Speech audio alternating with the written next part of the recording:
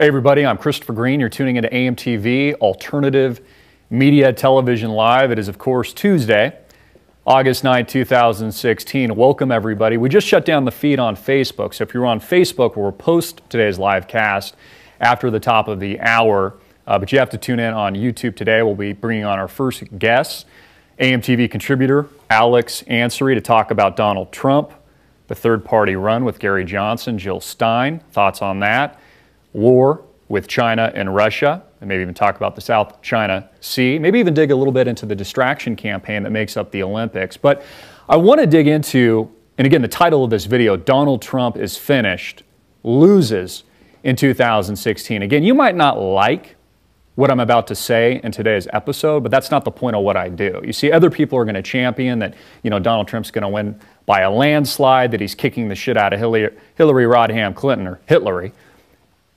But that's not the truth. Again, we're just going to tell you like it is here on AMTV. Alex, can you hear me? Yes, I can. Oh, great having you on. We're popping our cherry for the first time worldwide. We've got millions of people obviously tuning in. Alex is a contributor to AMTV, of course, posts a lot of articles on our website, amtvmedia.com. He's an amazing contributor. Alex, tell our audience a little bit about yourself, how they can find you. You've got your own website at Alex Ansary TV. Yeah, I'm a Portland, Oregon native, currently living in Colorado, and I'm working to become a little bit more efficient at living the off-grid lifestyle. Mm-hmm. And there's a lot of different reasons why I've chosen to strategically relocate out of these urban areas, but yeah, I've been involved in the alternative media since 2004, 2005, and I hosted an Access community TV show in Portland for 7 to 8 years, and currently posting a variety of content. I consider it spiritual, political, and social commentary for the 21st century, over at alexansary.tv and my YouTube channel. And I'm also working at slowly growing a few other niche websites, worldwarzero.com. And thanks for having me on, Chris. Yeah, you bet, Alex. It's great to speak with you. Thanks for coming on the program. So I want to dig into Donald Trump. Now, you asked me via Skype, do I want your real opinion? Well, of course, Alex, I want your real opinion. What do you think of Donald Trump? Because basically, all the recent polls say that he's losing to Hillary Rodham Clinton, if you're to believe it, by almost a 10-point, give or take, plus or minus margin. This is, of course, post the conventions, post the DNC, post the RNC. In fact, I was reading an article from the WashingtonPost.com I got on my cell phone earlier this morning. And yes, it's a propaganda piece, but the title of it was Donald Trump Needs a Miracle to Win. And again, I can't help but agree with it, even though I know it's propaganda. Article goes on, says 3 months from now, with the 2016 presidential election in the rearview mirror, we will look back and agree that the presidential election, more like a selection, was over on August 9th. Then he goes on and shows and kind of demonstrates how, Trump is falling back in the polls and that he really hasn't been able to talk about anything of real substance post annihilating the entire GOP field. What is your take on Donald Trump? You like him? You don't like him? Do you think he's the next president of the United States? I think he could be the next president to be selected of the United States. Now, before I get started, I want to say that I am not a fan of Hillary Clinton, and there's no known history of me supporting any mainline Democrat. In fact, the only presidential candidate I've ever endorsed has been Ron Paul, both in 2008 and 2012. I actually did a podcast recently noting the contrast, in my opinion, between Ron Paul's campaign and what I consider to be the golden rule philosophy that I feel really brought that spark to the liberty movement at that time. Donald Trump has made some statements that has made him very popular with some liberty, freedom-oriented people, including those that question the official story of 9/11. Now, do you think... However, I don't believe that he's being genuine. Sorry to interrupt. There's a little bit of a delay, so I'll let you speak. But do you think Donald Trump is a dark horse? I mean, you said, because again, there's a lot in the liberty movement. Again, my personal opinion on this is that I'm just so anti-Hillary. And I think I was probably the first person to say this months and months and months ago. I'm now hearing it as part of the public lexicon on mainstream television now, because obviously people tune into our show. But I'm just so anti-Hillary Clinton that I'm for just about anything else. It puts a stop to this tyrannical liberalism that makes up, the USSA today. So please continue. And sorry to interrupt. We do have, I think, a 2-second or so delay on this feed. Well, my geopolitical forecast has been fairly consistent since 2008. And on Outside the Box TV, when I was in Portland, I remember reporting on a great number of war game drills between China and Russia, where it's clear the United States eventually is going to be considered the enemy. And so I've been watching this build and build and build.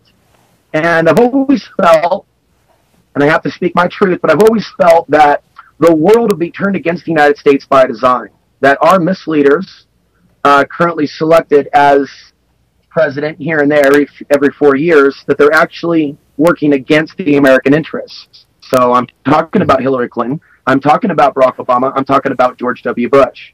So while I see some things that Trump is saying that's really touching a chord with certain people, I'm concerned with certain rhetoric, such as, well, if I'm president, maybe those Russian planes that buzzed the U.S. destroyer, maybe those Russian planes need to be shot down. There was also some other statements that Obama isn't tough enough on Russia. And I don't really see these people as being really opposites to begin with. So, again, I'm not looking at this from a perspective of being or defending Hillary Clinton. I want to call out what I believe is to be kind of a new 21st century, for today's day and age, version of propaganda called reverse psychology. And so there's a number of people out there that are adamantly anti-Trump. People that obviously cannot be trusted because they've misled the American people before. And I think that's created this false sense of, well, if they're against Trump, maybe Trump is legitimate. And I've just been noticing this narrative build and build. And I'm also noticing, as of last week, because I do question the ties between Vladimir Putin and Donald Trump and what's really going on there. Yeah, so let's enter Clinton campaign. Right. So let's enter that conversation for a minute with Putin. What is his angle with Donald Trump? Now, see, I would argue that that actually benefits Donald Trump and that it kind of proves that Donald Trump is the true anti-establishment figure, which is exactly why Putin wants Donald Trump and is pretty much promoting him in his entrance as the potential president to destabilize the current establishment mojo, which makes up Hillary Rodham Clinton. We know that Putin is vehemently against her. Arguably, Russian asset Edward Snowden, who I believe to be a Russian asset, responsible, as well as other truth tellers like Julian Assange, releasing emails, roiling up the DNC. So what's the angle there? I mean, why is Putin, the Russian bear, the strong man, angling to promote Trump? What does that tell us about the quote-unquote selection? And we can also ask, why are some Chinese in favor of Donald Trump?